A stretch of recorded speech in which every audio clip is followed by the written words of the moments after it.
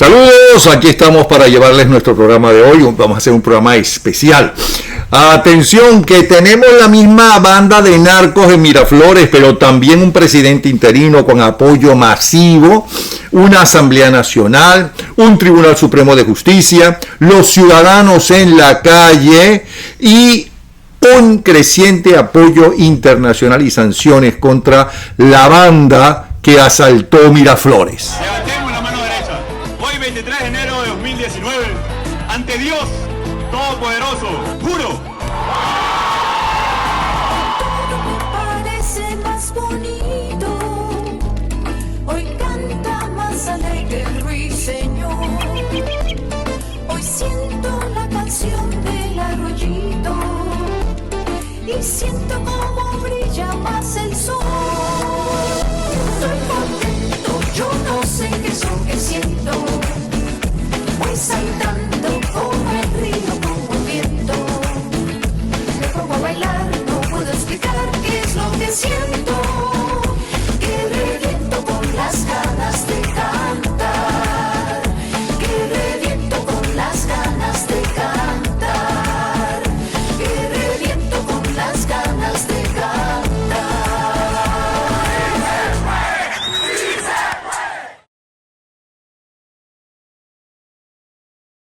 Claro que sí se puede. Lo canta Iliana Frometa y es Villo Frometa el compositor, una de sus composiciones más famosas. Así estamos abriendo nuestro programa de hoy. Iniciamos el recuento de lo que será conocido como la historia de las últimas 24 horas en YouTube Bravo 24, que le invitamos a que se suscriban totalmente gratis. YouTube Bravo 24, en 24 horas, voz de la democracia y de la libertad. Vamos a ver, casi un cuarto de la población de Venezuela, casi un cuarto, repito, necesita ayuda humanitaria urgente, según un informe interno de las Naciones Unidas que muestra un aumento de la desnutrición y las enfermedades en consonancia con el deterioro de las condiciones de vida de los venezolanos. Se estima que 7 millones de personas tienen necesidades prioritarias urgentes de asistencia y protección. Hablan en nombre de los pobres para hacerlos todavía más pobres. En el 2018, más del 94%, dice este informe, de la población venezolana vivía en la pobreza. En el 2018, más del 94%, ¿ok? De cada 100 personas, 94 viven en la pobreza, incluido un 60% que se encuentra en la pobreza extrema. Es decir, que de cada 100 personas, 60 viven en la pobreza extrema. Hablan en nombre de los pobres para multiplicarlos. Uno de los mayores impactos de la crisis ha sido en la nutrición, con una baja del consumo de carne y verduras entre el 2014 y el 2017. El consumo de leche en particular se redujo a un 77%. Unos 3.700.000 personas están subalimentadas según estimaciones de la Organización Nacional, de la Organización de las Naciones Unidas. Al menos el 22% de los niños menores de 5 años sufren de desnutrición crónica, al menos 22% según este informe. Enfermedades prevenibles como la tuberculosis, la difteria, el sarampión y la malaria han resurgido y están aumentando, al igual que la hepatitis A, debido a la falta de acceso al agua potable segura. ¡Qué bárbaro! Además, cerca de 300.000 personas están en riesgo porque no pueden acceder a medicamentos o tratamientos por más de un año, incluidos los venezolanos en tratamientos de diálisis afectados por la enfermedad de Parkinson o que tienen el virus del SIDA. Alrededor de un tercio de los médicos del país, es decir, alrededor de 22.000 médicos, han emigrado de Venezuela. Queremos hablar. Esto es parte del informe de las Naciones Unidas, ¿está bien? Queremos hablar con diferentes profesionales y hacerle exactamente la misma pregunta. Estamos hablando de la salud, vamos a preguntarle al doctor José Cisneros, ¿por qué se llegó hasta esto? ¿Por qué se llegó hasta esto? Y digo eso por lo siguiente, es que son socialistas, comunistas, no, es algo más. porque los venezolanos están en peor situación que los cubanos en la época en que la Unión Soviética dejó de financiar a Cuba, porque ustedes saben que ellos viven del financiamiento del chuleo, porque Fidel Castro y su hermano son unos fracasados, ellos fracasaron, ¿no? Un dirigente político es un triunfador cuando al salir ellos, su país está mejor que cuando entran. Cuba está en el suelo comparando con la dictadura de Batista y gobiernos anteriores.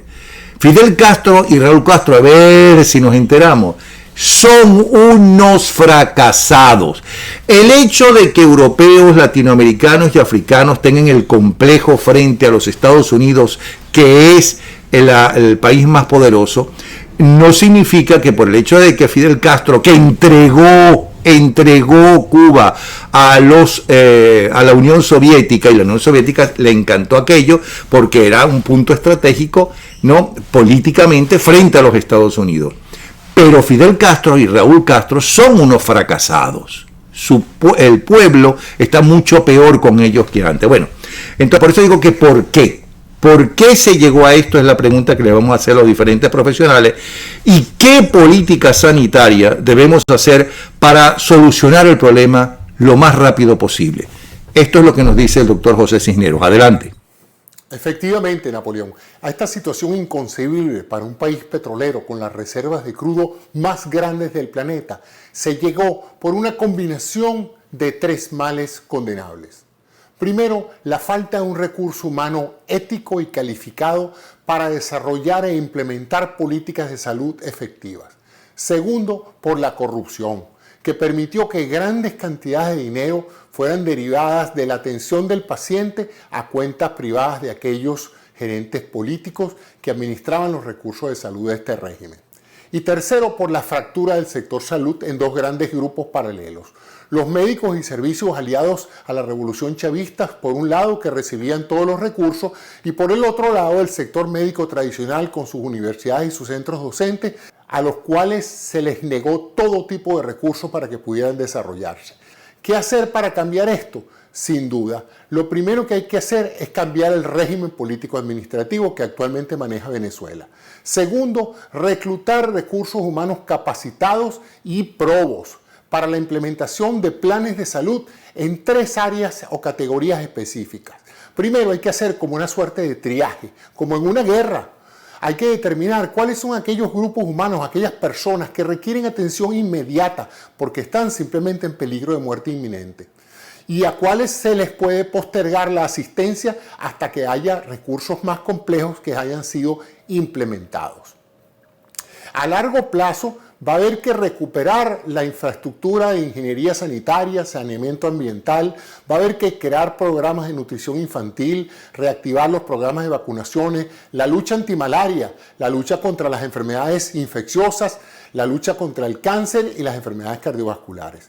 Como ves, en términos de implementación, también entonces hay que distribuir cuáles son aquellos recursos que hay que movilizar de inmediato para tratar a aquellas personas que están en situaciones críticas de atención, que no pueden esperar mucho, y cuáles son aquellas que necesitan otros tratamientos y otros servicios que pueden en un momento dado postergarse en los próximos meses.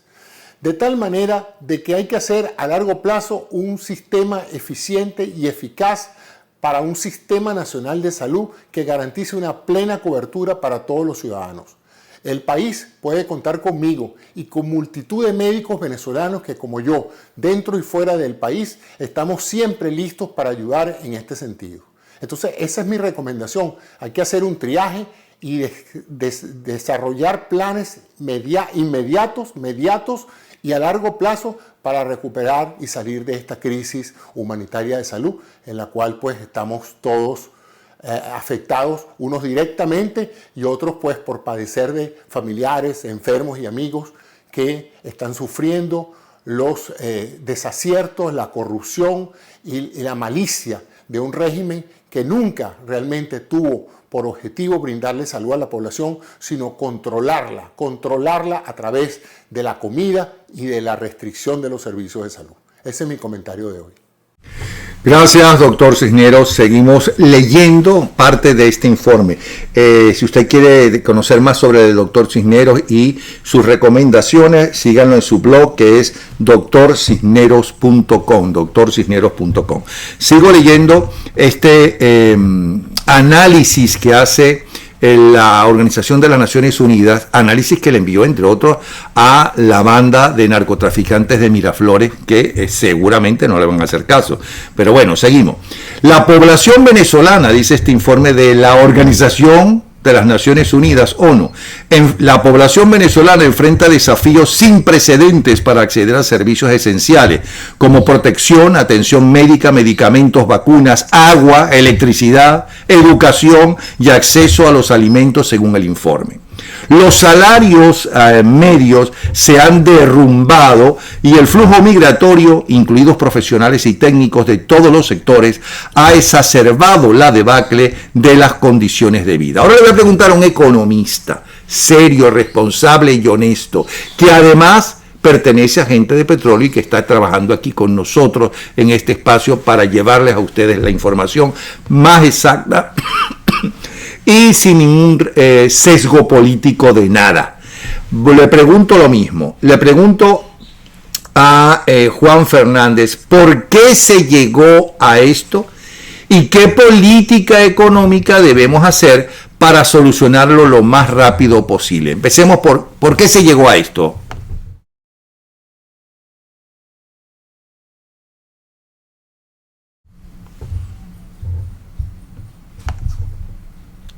Tenemos problemas, no nos está escuchando. Vamos a preguntarle, a ver si sirve. Juan, bueno, ¿cuál es la política económica que que se puede hacer para salir lo más rápido posible de esto? Porque ¿por qué se llegó? Ya lo sabemos. Vamos a ver. Y bien, Napoleón, en relación a la segunda parte de la pregunta, ¿no? ¿Cómo poder salir de esto? Bueno, hay un plan país que yo creo que da las grandes líneas de cómo nos vamos a ver en el futuro cercano, pero de inmediato yo creo que va a ser imprescindible el establecer un esquema de asistencia, de ayuda y de programas que provengan de los fondos multilaterales debido a la falta de ingresos que tiene Venezuela y que atiendan a la crisis humanitaria que tiene el país, ¿no? Tanto desde el punto de vista de alimentos como desde el punto de vista de la medicina, de la sanidad y de, bueno, tantas cosas que en el país están haciendo falta, desde hasta las más inverosímiles, ¿no? Como pupitres en una escuela, ¿no? Esto va a venir y obviamente yo creo que el doctor Hausman tiene una experiencia muy importante en esto y va a ser un canalizador, ¿no? de muchas de estas cosas, ya que está, por cierto, en el Banco Interamericano de Desarrollo. Estos programas de asistencia que se van a recibir van obviamente a requerir de cambios estructurales en la economía, una economía primero que no esté tan centralizada en el gobierno, que ha demostrado ser un ineficiente gerente, ya lo hemos visto en los resultados de que todas las empresas del Estado están quebradas, incluida lo impensable, Petróleos de Venezuela. Y por lo tanto la participación privada va a ser otro motor muy importante, para lo cual nuevamente la relación de Venezuela, del gobierno de Venezuela por venir, empezando por el gobierno de transición, el gobierno interino del presidente Juan Guaidó, establecerá con los diferentes países que lo han reconocido a través de las agencias que tienen para facilitar las exportaciones y asegurar la participación del sector privado de sus países en Venezuela, mecanismos para que esa inversión llegue al país. Evidentemente en esta primera fase la industria petrolera va a ser clave para esa solución, ese desarrollo que necesita la economía del país. Por lo tanto, de entrada hay que organizar a Petróleos de Venezuela, hacerla que tenga una continuidad operacional, evaluar cómo está la situación interna para entonces ranquear y jerarquizar las oportunidades en las cuales va a participar el sector privado en todos los sectores de la industria petrolera a través de lo que se conoce como la Agencia Venezolana de Hidrocarburos, que yo creo que es una idea muy importante. hay que estimular a la economía para que se diversifique. En Venezuela hace falta de todo y las necesidades son múltiples, desde infraestructura, desde el sector minero, desde el sector eléctrico, desde el sector agroindustrial, etcétera. Hay una cantidad inmensa de cosas por hacer que obviamente solo con un esfuerzo gubernamental, con las necesidades tan importantes que tiene la población, no se podría lograr en un periodo razonable de tiempo. Y un elemento que yo creo que es muy importante y que tiene obviamente un cariz político, porque todas estas cosas se tienen que hacer también con el consenso político, tiene que ver con el precio de la energía en el mercado interno. Hay que tener una matriz de insumo-producto, de precios y de costo que elimine esos subsidios y ese costo tan alto que tiene el gobierno por un precio ridículo con respecto a la gasolina, y que además merma recursos para otras necesidades que la población tiene, sobre todo pensando en una reestructuración global de lo que es la deuda del país, que es parte de lo que va a venir, y en particular pienso que los acreedores van a tener que aceptar de alguna manera cierta pérdida, ¿no? Si se puede llamar de esta manera, en esas deudas que tiene el país para poder facilitar el repago de la deuda que se quede negociada finalmente, ¿no? Una reforma fiscal también es algo que hace falta tener, y por supuesto una política monetaria que defienda la moneda y que coayude junto con la política fiscal y la política, ya digo, monetaria, a eliminar este proceso de hiperinflación tan dañino para todos los venezolanos. Es una tarea inmensa que tenemos por delante, pero la potencialidad del país, con toda seguridad, nos va a permitir poder salir de este foso en donde esta supuesta revolución, esta supuesta manera del llamado erróneamente socialismo del siglo XXI, que lo que debió haberse llamado es el hundimiento del siglo XXI, nos ha hecho a todos los venezolanos. Así que yo sé que son momentos críticos y donde todos tenemos un nivel de ansiedad extremo por encontrar la salida de Maduro y de su banda del poder, pero también tenemos que ver un poco por encima del árbol y ver que las posibilidades de Venezuela de salir de esta inmensa, grave situación son altamente probables, puesto que el conocimiento existe, el concurso de los mejores tiene que ser, sobre todas las cosas que hemos hablado, un esquema de poder gerenciar lo público y lo privado, volver a la meritocracia y en definitiva construir un país para todos. Así que, bueno, Napoleón, feliz fin de semana y pendiente obviamente de nuestro querido país. El economista Juan Fernández, hombre de Gente de Petróleo y quien fuera alto gerente de PDVSA. Y seguimos leyendo el informe de las Naciones Unidas y seguimos consultando a especialistas. Un estudio realizado, dice el informe de la ONU, realizado por UNICEF, encontró que el 48% de los niños y adolescentes matriculados en las escuelas corrían el riesgo de abandonar los estudios porque no podían asistir a clases con regularidad. Según el informe, unas 5.000 personas abandonan el país diariamente.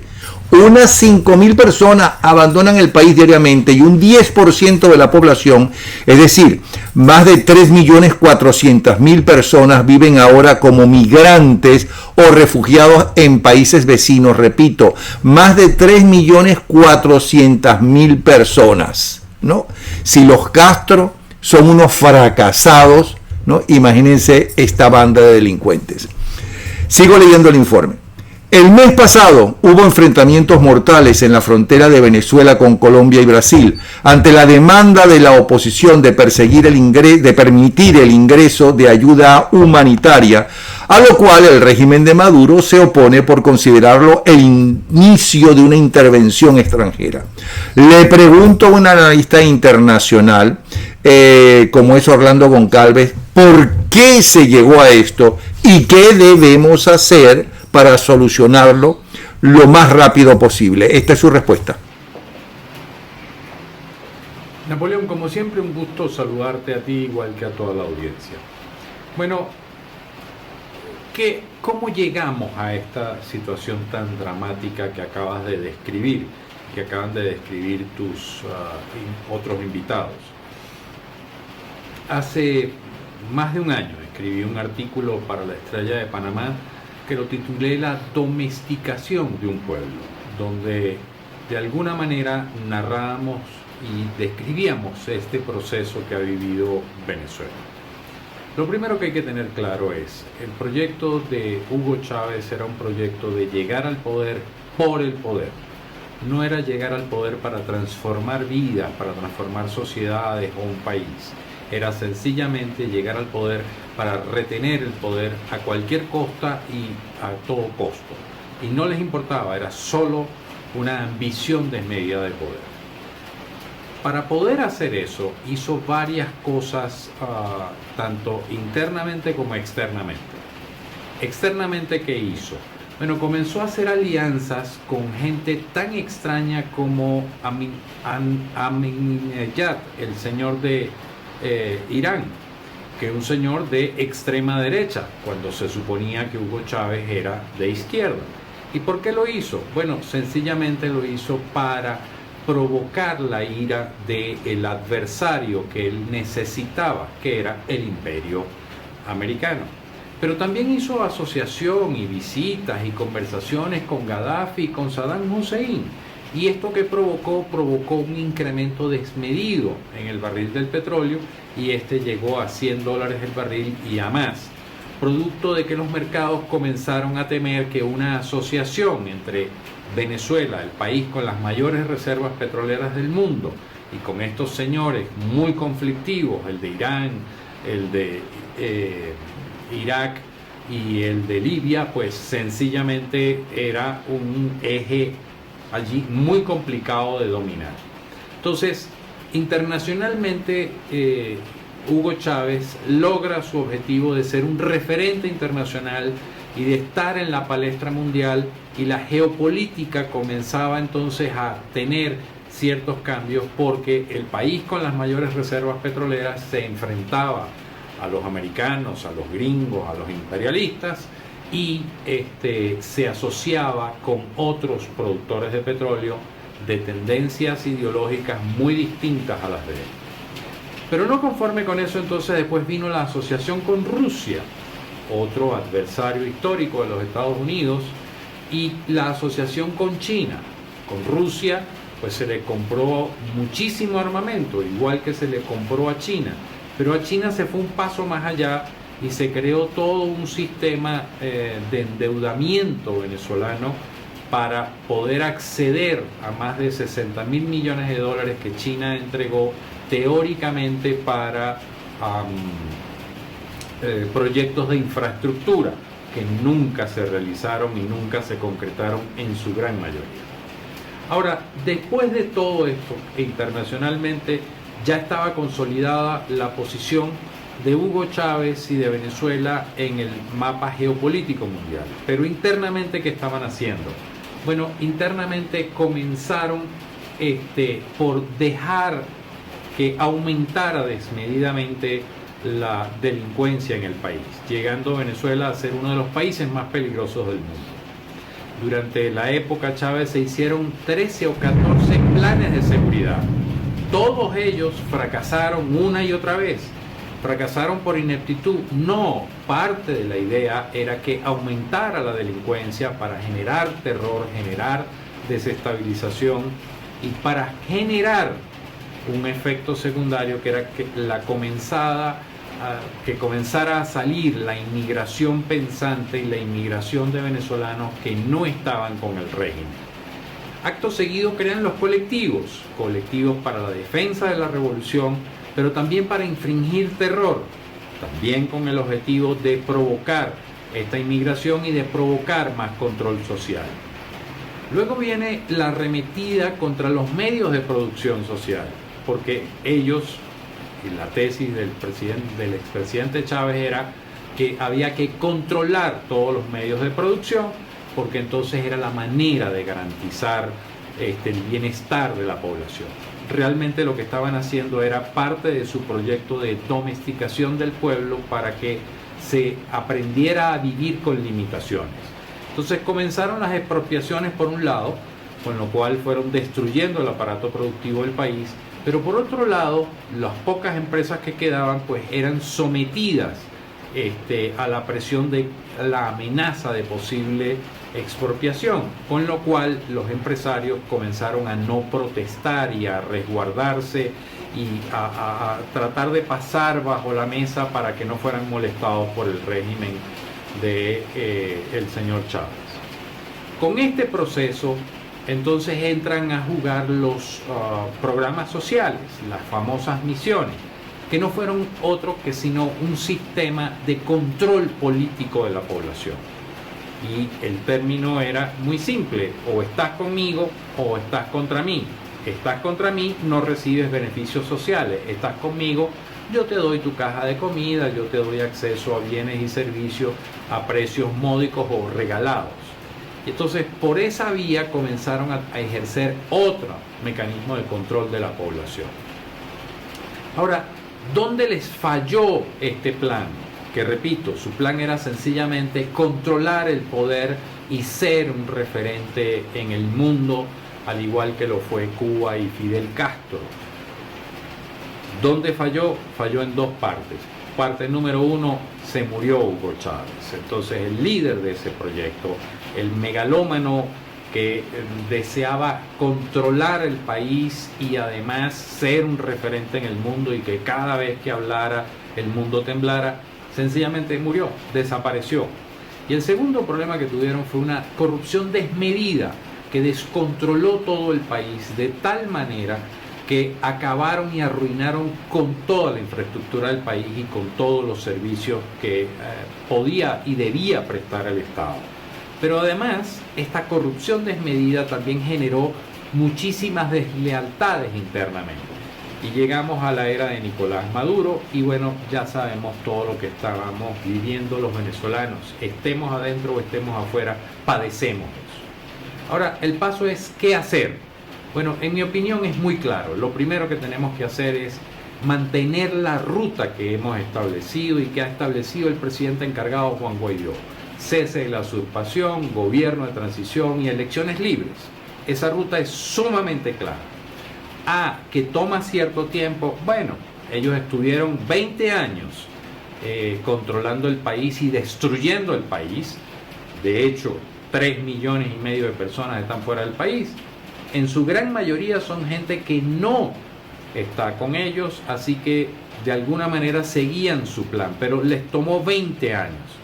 Esta ruta de cese de la usurpación, gobierno de transición y elecciones libres apenas tiene 60, 70 días en el ambiente, entonces 90 días, digamos, pero hemos avanzado y hemos progresado. Lo segundo que hay que hacer es organización social de la población. Esto no podemos esperar que el presidente encargado, Juan Guaidó, y 2 o 3 personas más lo hagan todo. Esto es un problema de todos, donde todos los venezolanos tenemos que participar, donde todos los venezolanos nos tenemos que organizar, no importa dónde estemos, y todos tenemos que pasar a incrementar la protesta. No podemos aceptar que el drama, por ejemplo, de la electricidad que se ha ido y que ha provocado que en marzo de 29 días solo haya habido 8 días hábiles, se siga sosteniendo. Entonces, ¿qué hay que hacer? Hay que protestar. Pero yo no tengo por qué esperar que se convoque una protesta y hacer movilizaciones multitudinarias. Es cada quien en su casa, con sus vecinos, reúnanse y protesten en la calle. Y hay que hacer millares y millares y millares y millones de protestas por todo el país. Entonces hay que incrementar el nivel de protesta. El cuarto elemento es seguir visibilizando y aumentar la visibilización del drama venezolano en el exterior, para que más países comiencen a tomar posición y comiencen a mirar a Venezuela y fijen posición contra el régimen y a favor de Guaidó. El quinto es el elemento que hoy sale a la luz pública, que es que por fin la Cruz Roja encontró las condiciones para poder distribuir la ayuda humanitaria de acuerdo a sus criterios de absoluta imparcialidad. ¿Y eso qué implica? Eso implica que el régimen de Nicolás Maduro ha tenido que admitir que requiere de la ayuda humanitaria y permitirla, lo cual es una derrota enorme para el régimen internamente, porque es evidente que el país está destruido y que la gente está muriendo, y externamente con ese informe que ha lanzado la ONU y con este anuncio de la Cruz Roja se visibiliza mucho más el drama venezolano. La sexta opción es que todas las opciones están sobre la mesa, así que se vale cualquier mecanismo de protesta y se vale que internacionalmente la presión vaya aumentando sobre el régimen. El séptimo es el famoso artículo 187, numeral 11. Se vale, está sobre la mesa la discusión. Ahora es un artículo delicado y, como lo dijo el presidente encargado Juan Guaidó, tenemos que tener claridad en cómo aplicarlo y en qué términos se debe hacer, y nos estamos acercando a ese momento para invocar ese artículo. Ya no falta mucho, pero allí vamos. Y por último, hay que entender que el protagonista de este proceso pasa a ser la gente, el ciudadano. Son los ciudadanos, de manera organizada, que tienen que llegar al punto de la protesta donde se salga a la calle y no nos retiremos de la calle hasta que el régimen se deponga y se vaya del poder. Eso es lo que nos toca hacer a nosotros como ciudadanos, como venezolanos, y en esa ruta estamos caminando, y créanme que ya falta menos para que lleguemos al primer punto de la ruta, el cese de la usurpación. Bueno, amigos, nos vemos pronto. Gracias, Orlando Goncalves. 3 excelentes personas, excelentes profesionales, ampliando la información en base a lo que la Organización de las Naciones Unidas ha descubierto sucede en Venezuela. Orlando Goncalves, analista político. Juan Fernández, economista y hombre de gente de petróleo, alto ejecutivo de PDVSA, o lo fue. Y en primer lugar estuvo el doctor José Cisneros. General, ¿cómo fue el episodio con Giordani? Mira, ese fue un episodio en el Palacio de Miraflores, en la sala de Consejo de Ministros. Estaba él, estaba José Vicente Rangel, Aristóbulo Isturiz, Héctor Navarro. Estábamos allí con motivo de que yo le había dicho al presidente Chávez que quería conversar con él sobre los problemas económicos y financieros que se le avecinaban al país. Y entonces él me dice, pero así con un cinismo enorme, con su cara bien lavada como la de él, y me dice, caramba, usted no ha comprendido la revolución. La revolución se trata de mantener a los pobres pobres, pero con esperanza. Porque los pobres son los que votan por nosotros, los pobres son los que nos dan el poder. Y mientras nosotros hacemos el discurso de la defensa de los pobres, no los podemos sacar a la clase media, porque dejan de ser pobres y pasan a ser nuestro enemigo. Entonces los pobres tienen como destino ser pobres hasta tanto nosotros hagamos la transformación cultural que se requiere en este país. Con Gladys Rodríguez. Claro, ¿verdad? Está bien claro. Bueno, señores, este programa, hoy especial, como se están dando cuenta, es gracias a gente que ha hecho posible y nos ayuda a hacer de lunes a domingo este informativo. Ángela Szabo y su libro En nombre de los pobres los multiplican, bueno, y empobrecen a todo el mundo, como es el caso de este gobierno fracasado. Si los Castro son unos fracasados, ¿okay? Imagínense ustedes esta gente, que nosotros estamos peor que los fracasados de los Castro, peor que Cuba. Porque una cosa que es muy importante, un dirigente no es un triunfador porque se mantiene décadas en el poder, no, es un dictador, no un triunfador. Un dirigente es un triunfador cuando mejora la situación de su pueblo. Y en el caso de los Castro y de Chávez y de Maduro, ¿no?, ha empeorado, pero notoriamente, obviamente, la situación de estos países. A nombre de Bernardo Jurado y su nuevo trabajo La fragancia de la rebelión, a nombre de Carlos Rangel y su nuevo trabajo La Venezuela imposible, de actitud, estos 3 trabajos los consiguen en Amazon, por cierto, de Actitud Dancewear, de Doménica Ciortino Rialtori, de los fabricantes de cortinas Roller, Zebras y Romanas, DJ Gallery by Elsie de Miami, que son, gracias a todos ellos es posible tener este programa a través de YouTube Bravo 24 horas, Voz de la Libertad y de la Democracia. Frente a ustedes, Napoleón Bravo. Mi Twitter e Instagram es @NapoleónBravo. La coproductora es Beatriz Galindo. Me corresponde la producción general del país. Vamos a aprovechar entonces a ver cuáles son los titulares más destacados de la prensa norteamericana en este momento. Atención, tenemos que el New York Times permitido el acceso de la Cruz Roja para suministrar ayuda humanitaria a Venezuela.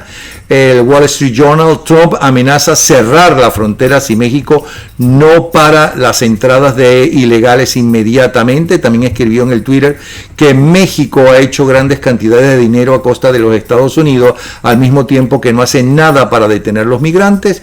A Los Angeles Times, familias de inmigrantes bajo custodia de autoridades federales duermen sobre el piso bajo el puente de El Paso. Y Washington Post, en la nueva carta, el fiscal general William Barr dice que enviará el informe de Mueller al Congreso a mediados de abril o antes, con partes redactadas para proteger la confidencialidad. Este espacio de la prensa norteamericana es gracias a la gente de Attitude Dancewear en el centro comercial Magnolia Shops en Coral Spring. Bueno, este ha sido entonces nuestro programa especial de hoy. Mañana estaremos nuevamente con ustedes. Un aspecto, mi amor. Ella, una palabra. Vamos, para que llegue a Venezuela. Tenemos nuevo presidente. Todo mi apoyo al presidente encargado de Venezuela, Juan Guaidó. Todo mi apoyo. Este es el principio. Este es el principio del final de esta pesadilla. Y como dije, desde cada rincón de Venezuela y desde cada rincón en el mundo donde esté un venezolano, tenemos que gritar de manera unívoca y a todo pulmón nuestro derecho a vivir en libertad. ¡Así es! ¡Libertad! ¡Libertad! ¡Libertad! ¡Libertad!